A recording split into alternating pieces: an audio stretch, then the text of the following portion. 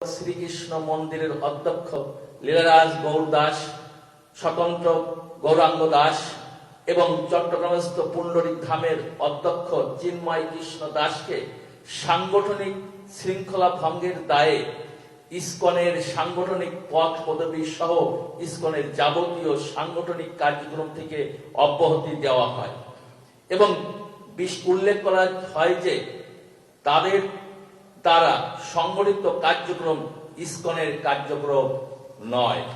এছাড়াও গত ৩রা অক্টোবর ২০২৪ ইংরাজি তারিখে অফিসিয়াল বিবৃতির মাধ্যমে জানানো হয় যে চিন্ময় কৃষ্ণ দাস, চন্দন কুমার ধর ইসকন বাংলাদেশের মুখপাত্র নন, তাই তার বক্তব্য সম্পূর্ণ তার ব্যক্তিগত। অতএব লীলারাজ গৌর দাস, স্বতন্ত্র গৌর দাস ও চিন্ময় কৃষ্ণ দাসের বক্তব্য এবং কৃতকর্মের জন্য ইসকন বাংলাদেশ কোনোভাবেই দায়ী নয়।